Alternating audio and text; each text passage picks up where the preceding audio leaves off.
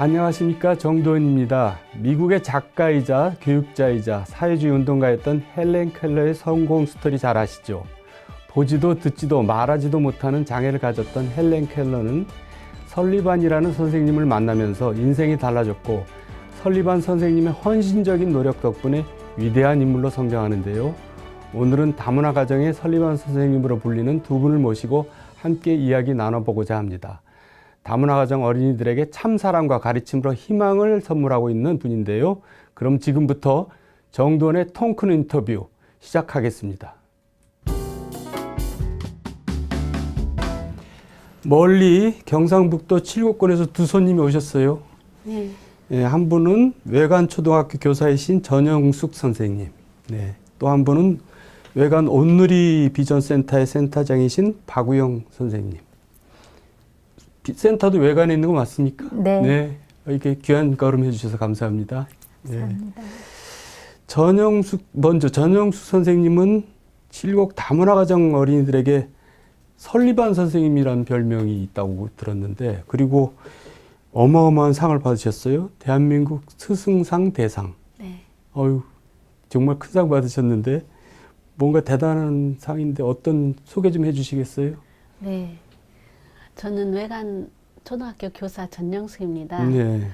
대한민국 스승상은 교육부의 으뜸 교사상과 한국교직원 공제의 한국교육 대상을 2012년에 통합해서 만든 교육 분야의 최고의 상입니다. 유치원, 초등학교, 중고등학교, 대학교를 망라해서 교육 발전에 이바지한 교육자에게 주는 상입니다.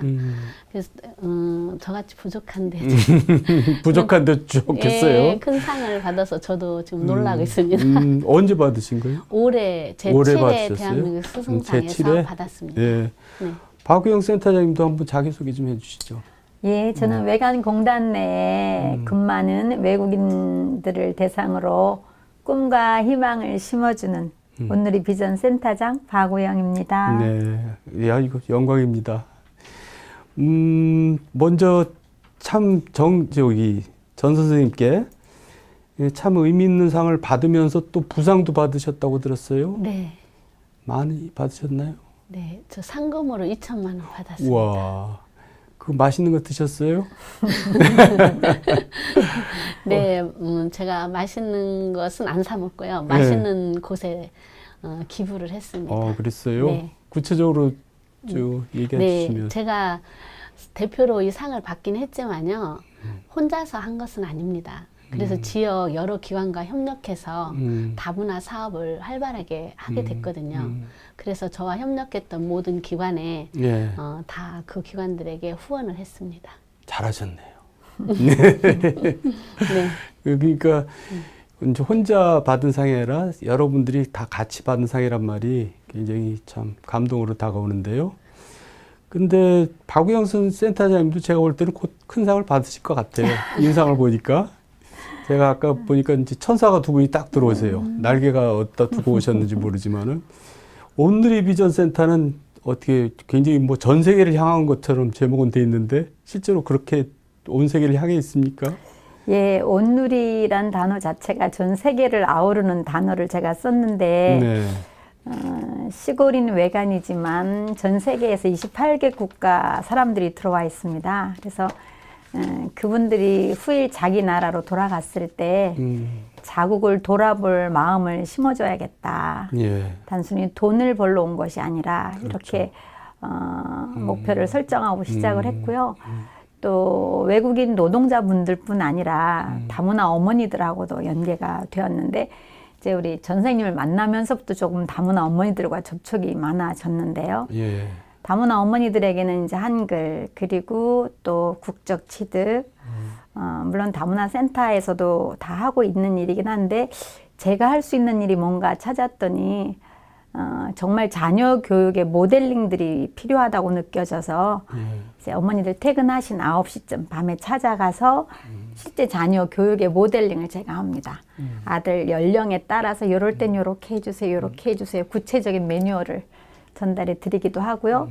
또 어머니들 역량 개발을 좀 해줘야겠다는 생각이 들었어요. 그러니까 어머니들 나라에서 거의 열악한 환경에서 자랐다 오셨던 분들이기 때문에 꿈이 하나도 없으세요. 그래서 꿈을 심어주기 시작했고, 특히 어머니들이 이제 저학력이다 보니까 공부를 좀 도와드려야 되겠다 해서 방송통신고등학교를 또 갈 수 있도록 지원을 해드렸고, 또 어머니들 개인이 가지고 있는 관심사에 맞는 예. 국가적 자격증을 따도록 좀 도와서 요양보호사라든지 또 뭐 조리사라든지 그런 것들을 자기 개발을 하도록 돕고 있습니다. 너무 많은 일인 것 같은데요?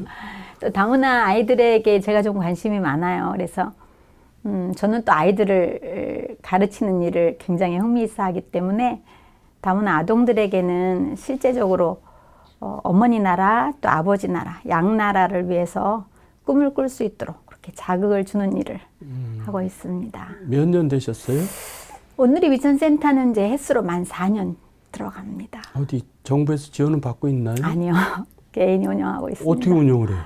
제가 이제 낮에는 어린이집 운영하고 있어서 네. 어린이집 운영한 돈을 투여해서 밤에 와. 저녁 6시에서 10시까지 그렇게 활동하고 있습니다. 아유, 전효 쌤이 많이 도와주고 계십니다. 그래도 그렇지. 그럼 뭐 언제 쉬어요?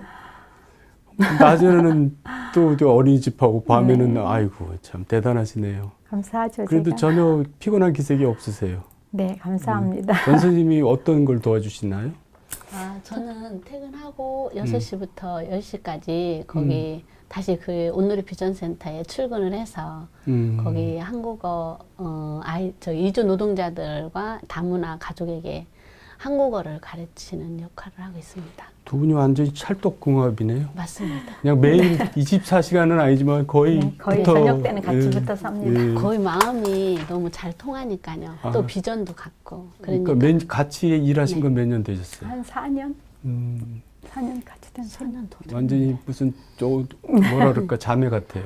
네. 네. 제가 언니입니다. 네. 어쨌든 두 분은 칠곡에서 큰엄마, 친정엄마라는 별명이 있다는데 사실이에요? 네. 진짜 그렇게 제가 불러요? 학교에서 네. 다문화 업무를 맡아서 학생들을 위해서 다문화 학부모를 위해서 일을 하게 됐거든요. 지금 4년 동안 2014년에 맡아서 예. 2018년까지 예. 했게 됐어요. 예. 그 일을 맡으면서 같이 할 파트너가 필요했는데 그때 이제 우리 센터장님을 만난 거죠. 그 센터장님을 이제 그 상담 교사로 한국어 교사로 뭐 같이 학교에서 채용을 해서 같이 일을 하게 됐어요. 일을 하면서 이제 우리가 그 다문화에 대해서 깊이 들어갈수록 정말 다문화를 돕지 않으면 우리나라에 나중에 혹시 이 다문화 학생들과 그 가정들이 열악해지면 미국에 저희들이 갔을 때 할렘가를 본 적이 있거든요. 그게 연상이 좀 됐어요. 그래서 우리가 발벗고 나서서 돕게 됐죠. 그래도 큰엄마, 친정엄마라는 얘기까지 들 네. 정도면 이제 거의 현장에서 그렇죠. 예, 현장 그 현장에서. 반장 같은 역할을 해야 네. 될 것 같은데. 그래서 이제 아까 네. 앞에서 말씀하셨듯이 제가 이제 다문화 사업을 어떤 사업을 하게 됐냐면요. 이제 학생들을 위해서는 다소미 사랑방 운영, 이제 그 다소미 사랑방 운영은 우리 다문화 학생들이 학업 부진화를 예. 위한 학습 지도, 그리고 학교 부적응하는 아이들, 그런 아이들을 위한 독서 상담 치유, 그걸 하게 하고요. 방과 후에. 네, 방과 후에 하죠. 그건 학교에서 하고. 네, 학교에서. 그리고 대학생 멘토링, 네. 대학생하고 연결해서 방학 때 아이들이 방치되잖아요. 그러니까 학교에 와서 대학생과 1대1로 매칭을 시켜서 대학생 멘토링을 운영하였고요. 그리고 한국어 교육과정, 요즘 외국인 학생이 많이 입학하거든요. 그래서 한국어 교육과정 운영하였고, 또 다문화 엄마한테 언어를 배운 다문화 자녀들이 발음이 안 좋거든요. 예. 그래서 언어 치료 운영을 하였고, 또 이 아이들이 집에 돌아가면 한국어를 정확하게 사용하는 부모가 없단 말이에요. 예. 그러니까 지역 아동센터와 연계해서 지역 아동센터에서 지속적으로 학습을 할 수 있도록 활동을 하였고요. 그리고 이제 토요일 날 부모님들은 직장 가는데 애들은 집에 있잖아요. 그러니까 그 아이들을 센터로 불러서 다문 학생 치유를 위한 토요 힐링 프로그램을 운영하였습니다. 죄송한 얘기지만 네. 그거에 대한 대가를 또 따로 받으세요? 아, 대가는 제 업무기 때문에 월급으로 받은 걸로 끝입니다. 그래요? 네, 다른 근데 방과후 또 일을 하셔야 업무에 되고. 대한 포상은 없어요. 그러니까 자원봉사네요. 네. 그렇죠. 자원봉사죠. 그랬는데 이제 그건 다문 학생을 위한 거고 이제 큰 엄마 이제 이런 엄마 우리가 그런 애칭을 받게 된 이유는 다문화 학생만 우리가 잘 돌봐준다고 되는 일이 아니에요. 예. 그래서 다문화 학부모를 도와야 예. 되겠다는 생각이 예. 들었어요. 예. 그래서 다문화 학부모를 돕기 위해서 이제 가정 방문을 다 해보니까 예. 우리가 타양에 살아도 문화가 달라서 힘들잖아요. 근데 이분들은 타국이잖아요. 그러니까 너무너무 한국 생활이 힘든 거예요. 거기서 오는 그 좌절감을 너무 좌절해 있는 모습을 많이 보고 그런 가정을 그분들이 이제 뭐 이런 우리 상담소에 와서는 자기 마음을 잘 오픈을 못 하더라고요. 그래서 가정으로 들어갔어요. 아, 직접? 그때 이제 이분하고 같이 이분이 상담사가 돼가지고 저는 이제 교사니까 계획을 세워서 엄마들이 처음에 문을 안 열어줬어요. 그런데 이거는 우리 학교에서 그리고 교육청에서 하도록 돼 있기 때문에 해야 됩니다. 설득을 해가지고 같이 들어가게 됐어요. 그래서 이제 이분이 상담을 맡고 저는 이제 아이 학습을 돕고 이렇게 하면서 하는데 이제 이 엄마들이 처음에는 마음을 안 열었어요. 근데 이제 회계가 3기, 4기, 4회기 할 때마다 이제 자기 마음을 오픈하고 정말 많이 울었어요. 그러면서 이제 지금까지 한국인들이 자기에게 많은 상처를 줬는데 진짜 자기들을 이렇게 보담아주고 돕는 분도 있구나 이러면서 이제 마음을 오픈하게 되었고 그러면서 이제 작은 일, 큰 일 우리에게 의논하고 우리랑 상의하게 되었고 그러면서 이제 그 엄마들이 뭐라고 말했냐면 이제 고국에 자기 친정 엄마가 있다면 우리는 한국 엄마라면서 근데 그렇게 저희들한테 이야기를 해줘서 저희도 감동이었고 저희도 보람이었어요. 그런데 저보다는 이분이 상담 역할을 맡았기 때문에 이분이 더 그런 애칭을 많이 받고 있어요. 박 선생님은 실례지만 상담사 자격증 가지고 계세요? 예, 7 가지고 있고요. 아마 친정엄마, 큰엄마는 아마 우리 나이대가 이제 그분들 친정의 부모님 세대보다 저희가 더 나이가 많아서 그렇게 또 부를 수 있었던 것 같고요. 또 저희 자녀들이 이제 20대 후반 30대다 보니까 자연스럽게 어머니로 다가가기 쉬웠던 것 같아요. 저희도 이제 제 3남매 중에 둘이 해외에서 고생했던 경험이 있으니까 조금 더 마음을 줄 수 있었고 그건 무슨 말씀이에요? 아이들이 공부를 하러 나갔을 때 아프리카에 가서 공부한 아이도 있었고 그러다 보니까 열악함이 뭔지 또 실제 피부로 제가 느꼈기 때문에 마음을 주는 게 가장 큰 필요다라고 생각을 했었거든요. 애를 아프리카로 보내셨어요? 참 특이하네요. 네, 셋째 아이가 아프리카에서 고등학교를 다녔는데 그때 제 마음은 앞으로 아프리카를 가슴에 품게 해도 되겠다라는 생각을 해서 그렇죠. 보냈거든요. 예. 아유, 뭐 아주 그냥 성각자시네요. 아까 이제 자격증 있냐고 물어본 거는 사실 제가 저도 심리 상담사하고 이제 분노 조절 장애 상담 자격증이 있는데 다문화 자격증도 따야겠다. 왜냐면 2%를 하니까 그런 생각을 갖고 있어서. 근데 이제 상담사는 자격증보다는 실제로 이제 현장에서 경험이 많이 중요하더라고요. 그래서 나중에 저도 좀 많이 가르쳐 주시라고. 근데 전 선생님. 네. 그 부창부수라고 남편 되신 분도 뭐 또 같이 옆에서 도와주신다고 들었는데요. 네. 뭐 차까지 남편분도 사가지고. 봉사를 많이 하십니다. 같이 오셔서. 그건 또 어떤 일을 하고 계세요? 네. 저희가 부부 교사거든요. 아, 네. 그래서 우리나라 말에 부부 교사는 중소기업이라 하잖아요. 뭐 예, 그런 농담 있잖아요. 그래서 저희 실은 그걸 떠나서 국가로부터 많은 혜택을 받았잖아요. 공무원으로서.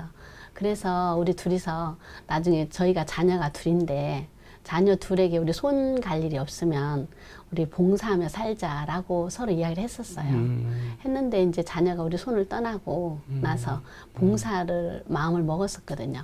그러다 보니까 같이 자연스럽게 하게 됐어요. 그런데 이제 제가 아까 토요 힐링 프로그램을 한다 했잖아요. 예. 근데 토요일 날 아이들을 맨날 저기 교실에다 가둬놓고 있을 수는 없잖아요. 예. 그래가지고 12인승 스타렉스를 하나 샀어요.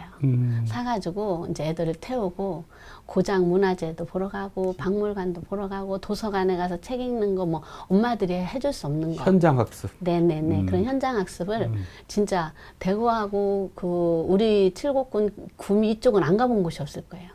계속 매주 그렇게 가고 같이 점심 먹고 그러면서 이제 엄마들이 몇 시쯤 퇴근한다면 그때쯤 데려다주고 그렇게 하게 됐어요. 지금도 오늘이 비전센터에서 저랑 우리 남편이 같이 봉사하고 있어요. 그냥 네. 말하시는 게 그냥 보람이 가득 찬 듯한 표정으로 말을 하셔서 부럽습니다. 감사합니다. 예, 몸이 2개라도 부족할 텐데 그렇게 활동하시면서도 네, 너무 이렇게 즐거웠습니다. 행복해 하시니까 네. 그 얘기를 좀 바꿔서 한국어를 가르치시잖아요. 네. 외국인들한테. 예. 그게 또 특별한 자격이 필요합니까? 네, 자격이 필요합니다. 뭐 그래서 저는 2001년에 음. 한국어 강사 자격증을 땄습니다. 어디서요? 전국 대학교 그러니까 뭐지? 무슨 평생대학원.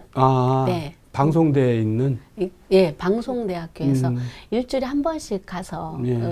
수업하고 예. 1년 후에 예. 그 시험 쳐서 예. 합격해서 예. 받았어요. 지금은 이제 그 정규 한국어 학과가 있어서 자격증을 딸 수 있습니다. 학과 자체가. 그런데 이제 이렇게 한국어를 외국인들이 가르치는 거는 특별한 기술이 필요한 텐데 자격증이 이제 요구되는 만큼 네. 어떻게 어려움이 많이 있어요? 네, 제 업이 가르치는 업이죠. 예를 한번 들어봐 보세요. 어떤 어려움이 있는지. 그렇게 좀 한국어를 전혀 모르잖아요. 근데 이제 뭐가 제일 어려웠냐면요. 나라마다 네. 우리나라 말을 못하는 발음이 있어요. 아, 네, 예를 들어서 베트남은 리을 발음을 잘 못해요. 예. 그런 이제 그런 발음을 이제 우리나라 발음으로 가리키는 게 제일 어려웠고요. 이제 그리고 단어의 의미를 설명하는 게 어려워요. 예, 저번에 그러니까 이제 우리나라 말은 한자 말이 많으니까 그렇죠. 예, 그걸 풀어서 설명을 해야 되겠죠. 예, 네네. 그러니까 예를 들어서 고유어, 한자, 외래어가 있는데 그게 다 같은 뜻인데 이게 왜 같은 뜻이냐고 묻잖아요. 예를 들어서 때, 그다음에 시간, 타임 이건 같은 말이잖아요. 고유어, 한자, 외래어 한자잖아요. 그런데 때가 무엇이에요? 그럼 그건 시간이야. 그럼 시간이 왜 때가 돼요? 그러면 이제 영어를 아는 사람에게는 타임이다. 그래서 이게 다 쌤쌤이다. 그래서 우리나라는 이렇게 세 종류의 언어를 같은 뜻으로 의미로 사용한다. 그러면 이제 영어를 알아듣는 사람은 쉬운데 동남아 쪽은 영어가 약해요. 그게 또 안 되는구나. 예, 그러니까 그 사람들은 그걸 못 알아들어요. 못 알아들으니까 이제 우리가 어플을 사용해서 이렇게 그 번역기를 보여주기도 해요. 근데 번역기가 우리나라 언어를 다 수용하지 못하더라고요. 예, 그럴 아직은? 때, 네네, 그런 의미로 어려워요. 그래도 뭐 스타 강사로 소문났다 그러던데. 네, 많이 합격을 시켰어. 자랑 좀 해보세요. 구체적으로 그렇게 살며시 얘기하지 마시고. 저희가 이제 네. 그 외국인 노동자들은 사실은 토익 점수를 따서 E9 비자를 E7으로 바꾸고 싶어 하세요. 그러니까 숙련 비자가 되는 거거든요. 그러면은 필수적으로 토익 시험을 봐야 되는데 이제 나라마다 그 고유한 발음들이 있고 또 학력 정도에 따라서 또 한국 체류를 얼마나 오래 했느냐에 따라서 접근이 달라야 되거든요. 근데 저희들은 이제 같이 호흡이 맞다 보니까 저 사람은 이쪽 부분이 취약하니까 우리 이렇게 도와보자. 저 사람은 이쪽 부분 강세니까 이렇게 접근해보자 해서 거의 맞춤형 교육을 했던 것 같아요. 그래서 저희가 시험 공부시킨 사람은 다 붙었어요. 그러니까 스타 강사구나. 네, 그 E7 비자를 얻기를 원하는 분 E7을 따게 해드렸고 또 다문화 어머니 같은 경우 국적 취득을 하고 싶어 하면 또 어머니들 퇴근한 밤 9시에 집으로 찾아가서 밤에 늦게까지 못 나오세요. 살림하고 이러다 보니까 밤에 가정으로 찾아가서 국적 공부를 밤에 시켜드렸고, 또 이제 그 검정고시 하고 싶어 하신 어머니, 공부를 좀 시켜야 되겠다 이 어머니는, 그러면 공부 재능이 있는데 너무 열악해서 못하고 한국에 시집 온 어머니들은 검정고시, 그 다음에 또 방송통신고등학교 입학 이런 과정들을 시키면서 소문이 그렇게 난 것 같아요. 본인들도 뿌듯하겠네요. 네, 그렇잖아요. 그분들이 뭔가 자기 성취를 하고 나서 되게 네. 자랑들을 많이 하셨어요. 예. 두 분이서 이제 이렇게 다문화 일을 하게 된 게 지금 얘기가 순서가 좀 바뀐 감이 있지만 어떤 계기가 있을 거 아니에요. 박 선생님이나 전 제가 선생님. 먼저 말씀드리겠습니다. 저는 사실은 아주 어렸을 때부터 제 마음속에 전 세계라는 단어가 되게 많이 있었어요. 그래서 이제 온누리구나 제목도. 네, 예. 그래서 근데 이제 어느 날 10여 년 전에 어느 날 제가 문득 외관역에서 밤에 기차를 내리는 기회가 있어서 탁 내렸는데 온통 동남아인 거예요. 역 주변이 이거 왜 이래? 이렇게 눈여겨보다 내가 너무 지역을 모르고 있었구나.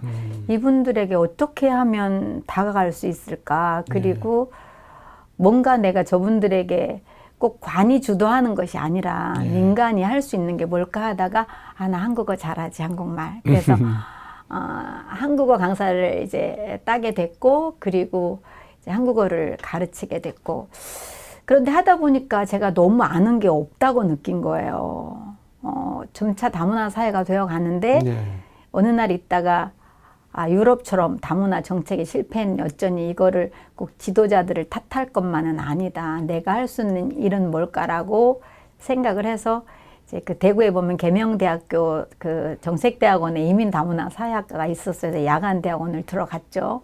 가서 이제 비자 종류라든지 뭐 이민법, 뭐 한국의 다문화 현상에 이런 걸 쭉 배우면서 내가 할 수 있는 일이 뭘까를 정말 고민하고 기도하고 찾았는데, 그때 직접 필드로 들어가 보자, 가서 함께 찾아보자라고 생각해서 3학기 때 제가 이민 다문화 센터를 열었어요.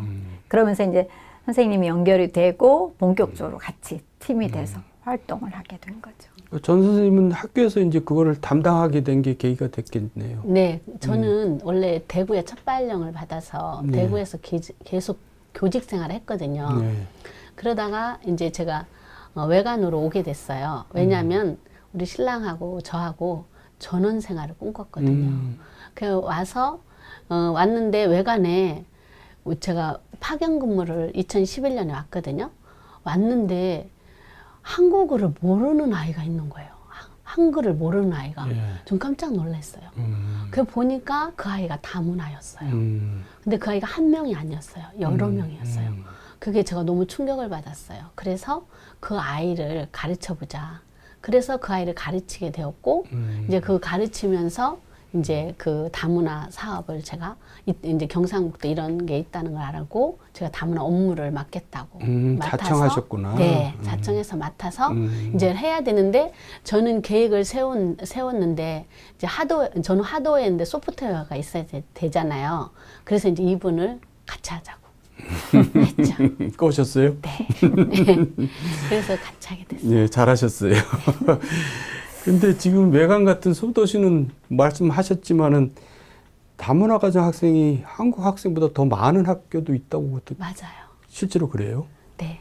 요새 이제 그렇게 어느덧 그렇게 되어버렸네요. 예, 거기는 이미 다문화 사회가 됐습니다. 학교가. 아니 더 많았다며요. 예, 그러니까, 한국 학생보다. 네, 저희가 경상북도에서 다문화 지원단이라고 활동을 하거든요. 예. 거기에 이제 다문화 담당 쌤들이 다 모여서 연수하고 그 지역의 다문화에 대해서 서로 토론하고 포럼하면서 계획을 세우는 거예요. 근데 거기 있는 선생님이 그러더라고요. 자기네 학교 학생이 45명인데 44명이 다문화고 1명만 한국 학생이라고.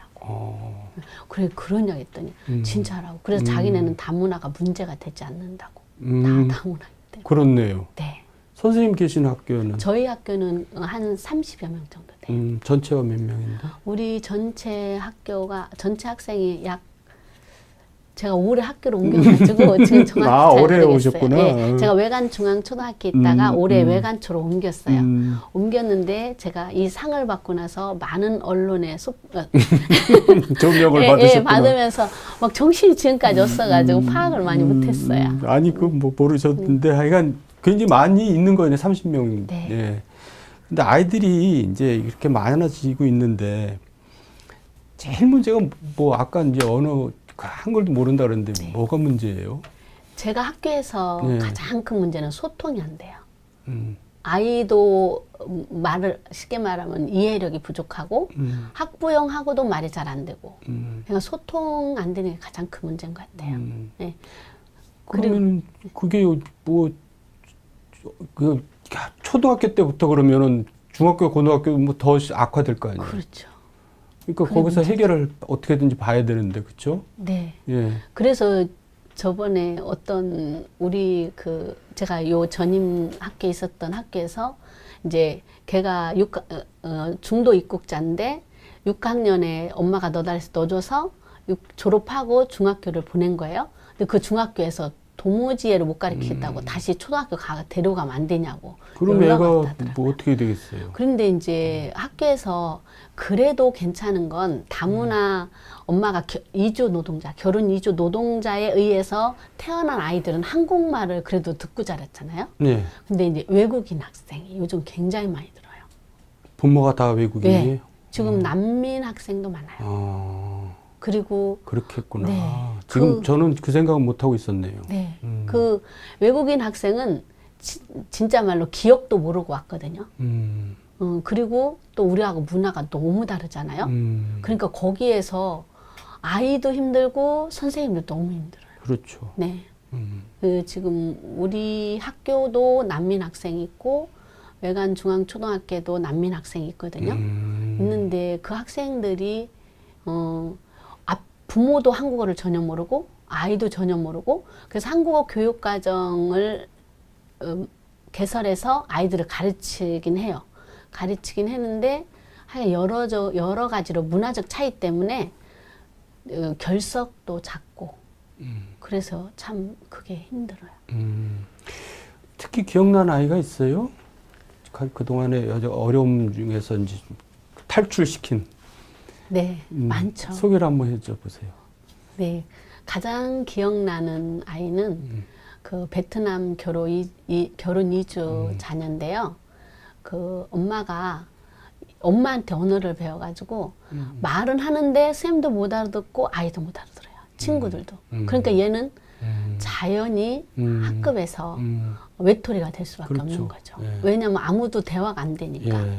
그래서 그 아이를 언어 치료, 예, 그걸 이제 검사를 해서 이제 언어 치료 장애를 받아서 이제 그 바우처 해가지고 지금까지 꾸준히 배워서 지금은 참 말도 잘하고 또 자기 이름도 모르고 왔거든요. 자기 이름조차 쓰지 못했어요. 근데 지금 이제 꾸준히 가르쳐서 이제 기초학습은 잘 돼요. 기초학습은 다 정착이 됐는데 기본학습은 아직 부족해요. 이제 얘가 5학년이면 5학년 교육과정을 이수하는 학습이 기본학습이거든요.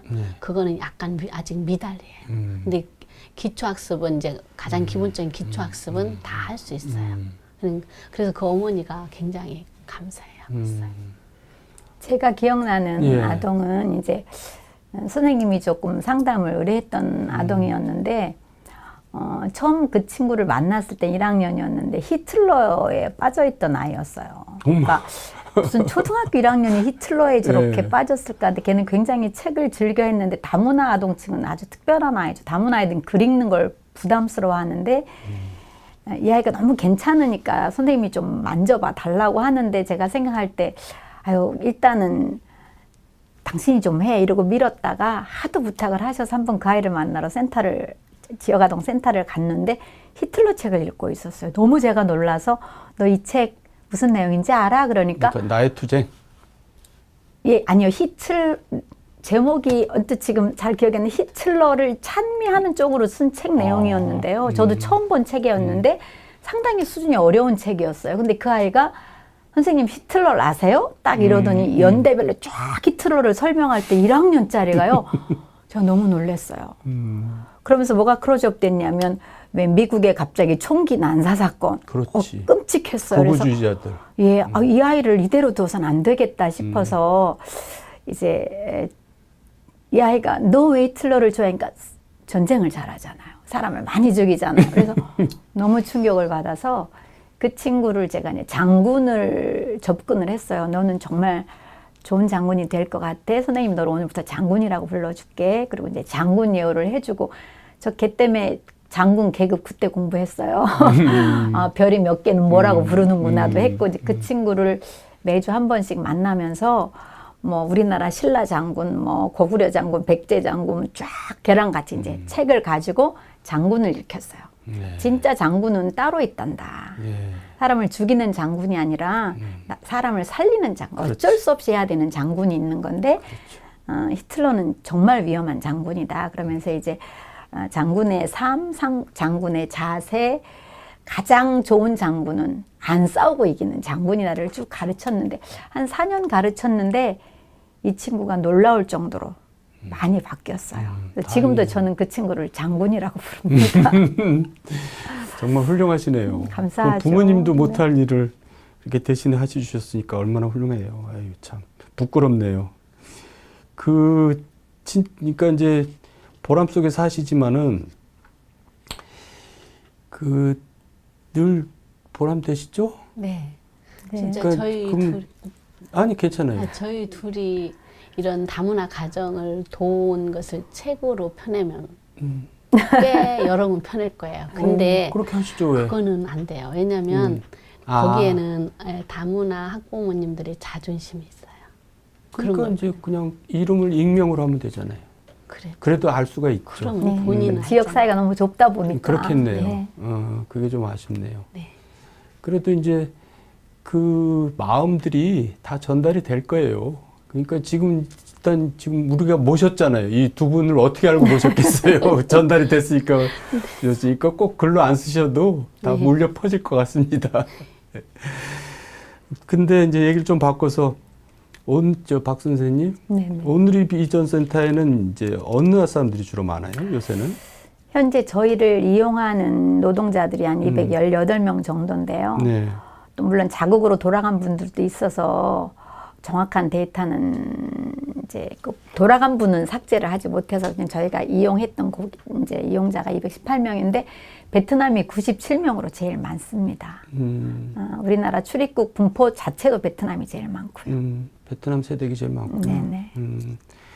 그 해체되는 가정도 많다고 들었어요. 예, 많습니다. 네. 이제 해체되는 이유를 제가 현장에서 봤을 때는 출발의 문제를 제일 크게 보고 있습니다. 예를 들어서 이제 우리나라 사람이 해외 가서 유학을 했거나 취업을 하는 상태에서 자발적인 국제 결혼을 한 케이스는 가족 해체가 거의 없어요. 그런데 이제 결혼 중개업을 통해서 들어온 경우에는 근데 그게 대부분이잖아요. 네, 그러니까 그러다 보니까 해체는 이미 예상되었던 문제라고 제가 보고 있고요.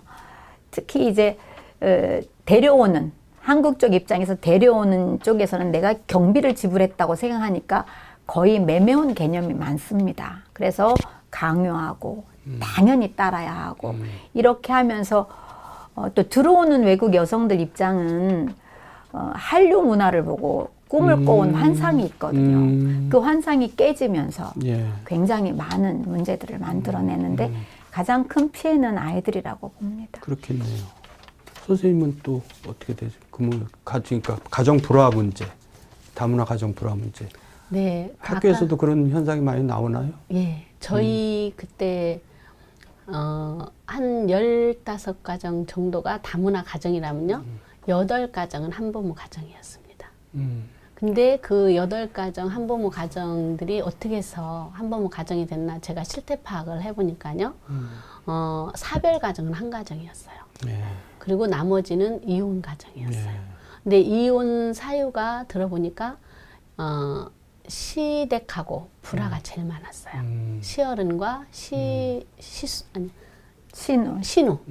신우하고의 불화가 제일 많았고요. 그리고 두 번째로는 이제 남편 문제였어요. 남편이 경제적으로 좀 무능하고 무기력한 예. 쪽이 많았어요. 예. 그래서 한부모 가정을 이루더라고요. 아이고 참 안타까운 얘기네요. 네. 근데 그게 이제 좀 처음부터 잉태됐다 이거죠. 네.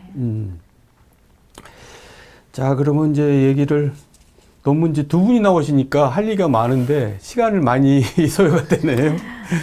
그러니까 두 분에서 이제 다문화 관계 일, 아이들, 부모님들 일을 하고 계시는데 이제 국가에서나 지자체에서 이제 여러 가지 정책들이 있잖아요. 지원하는 정책들이 네. 많이 있죠. 네. 근데 이제 문제점도 많이 있을 것 같은데 혹시 불만 사항이 있으면 이 자리에서 한번 말씀해 주시죠. 이랬으면 좀 좋겠다 이렇게 바라는 사항이라든가. 선생님 먼저 하세요.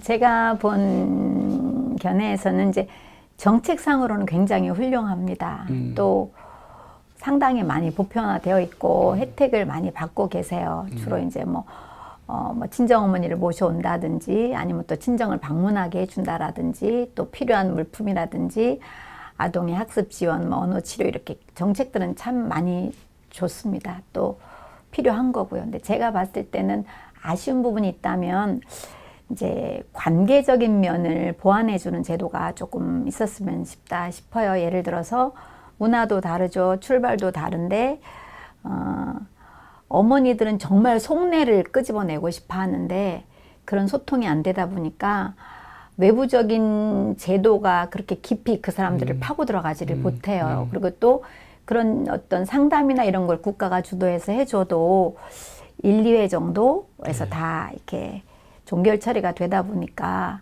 저희들이 이제 3년, 4년 계속 이렇게 파고들다 보니까 정말 속내를 알게 됐을 때 잘 기르고 싶어요, 자녀를. 내가 남편은 없지만 잘 기르고 싶은데 어떻게 본 적이 없어요. 그러면 저희가 교육 모델링을 하게 됐어요. 그리고 또 예를 들면 차별에 대해서 어떻게 해야 될지 모르겠어요 할 때도 도움을 줄 수 있었고, 또 하나는 이제 이 다문화 어머니들의 역량을 개발해 준 것들이 좀 필요하겠다, 정책적으로. 저희는 개인이지만 출발을 시작을 했어요. 어머니들의 꿈을 찾아주자. 미래를 노래하게 해줘야 그걸 보고 자란 다문화 아이들도 꿈을 꿀 거다라고 생각을 했기 때문에 접근했는데 그런 것들이 조금 더 보완되면 좋겠다 싶습니다. 그 현장 경험이 많으시니까 이제 정책의 이제 탁상적인 성격들이 이제 많이 드러난다 그런 뜻으로 이해가 되네요. 예, 현장에 정말 필요한 것들을 좀 채워줬으면. 예, 우리 전 선생님께서는. 네. 저희 교육부에서 다문화 정책은 꼼꼼하게 잘 짜여져 있습니다. 네. 그 우리 경상북도도 잘 짜여져 있거든요. 근데 제가 이걸 사업을 해보니까 우리가 근무 시간 안에 선생님들이 보통 5시까지 근무하잖아요. 5시까지는 아이들은 학교 내에서 돌봐줄 수 있지만 정말 그 가정을 돌봐줘야 되는데 그 가정은 돌봐줄 수가 없어요. 왜냐하면 엄마들이 거의 다 산업 전선에 다 뛰어들어 있거든요. 예, 그러다 보니까 엄마들이 일찍 퇴근해야 8시예요. 거의 9시, 10시까지 일을 하거든요. 그러니까 자기들은 먹고 살기 바쁘니까 거기에 저기 아직 무슨 나라에서 자기한테 어떤 혜택을 줬는지를 몰라요. 몰라요. 예, 정말 몰라요. 그러니까 제가 이제 이걸 맡아서 엄마들 방문하면서 이렇게 하면 선생님 이런 것도 있어요. 그리고 이제 예를 들어서 모자원이 있다. 그 원룸에서 이제 이혼하고 아니면 남편하고 쫓겨나고 뭐 이제 남편의 폭력에 의해서 원래 도망 나오고 이런데 자기들은 그냥 원룸에서 막 덜덜 떨면서 사는데 우리나라는 엄마와 자녀를 돌보는 기관이 있다. 그러면 그런 기관도 있어요. 그러니까 그런 것. 그러니까 제 생각엔 정말 다문화 가정을 가슴에 품고 같은 한국인으로서 행복하게 꿈꿀 수 있도록 관심을 가져주는 게 정책보다 더 중요하다고 그러니까 생각해요. 정책은 많은데 정작 수혜자들이 그 정책 그렇죠. 내용을 모르죠. 그러니까 좀 징검다리 역할을 해줄 사람들이 많이 필요하다 그런 얘기네요. 예. 그래서 저희들이 이제 저녁에 거의 활동을 많이 했죠. 밤은 없어졌네요. 저녁 없는 삶. 그렇지만 다문화를 위한 저녁. 그렇게 됐죠. 자, 이제 정리를 하겠습니다. 저희 프로그램에서 나오시면 이제 공식 질문 있어요. 네. 뭐 미리 들으셨는지 모르겠는데 내게 다문화는 무엇이다. 뭐라고 요약하시겠어요? 저는 사실은- 다문화를 생각할 때 다문화는 우리 미래다. 우리 미래다. 네. 예, 우리 후손들이 살아갈 세상이다. 네. 라고 생각합니다. 예, 아주 딱 맞는 말씀 같아요. 다문화는 네. 민간 외교관이다. 아이고 정말 그것도 딱 맞는 것 같아요. 오늘 하여가 이렇게 귀한 시간 내주셔서 감사하고요. 아주 감동 많이 받았습니다. 감사합니다. 고맙습니다. 예. 믿음은 배신하지 않는다라는 말이 있습니다. 믿을 수 있어서 믿는 게 아니라 믿을 수 없지만 그럼에도 불구하고 믿어줄 때 기적이 일어나는데요. 피부색이 다르고 언어도 다르지만 그 사람을 믿고 응원하고 지지해준다면 그 믿음대로 이 사회는 더욱 풍성해질 것입니다. 그런 사회를 기대하며 소통, 화통, 능통, 정도원의 통큰 인터뷰는 여기서 인사드리겠습니다. 저희는 다음 주에 다시 통하도록 하겠습니다. 감사합니다. 감사합니다. 수고하셨어요. 네.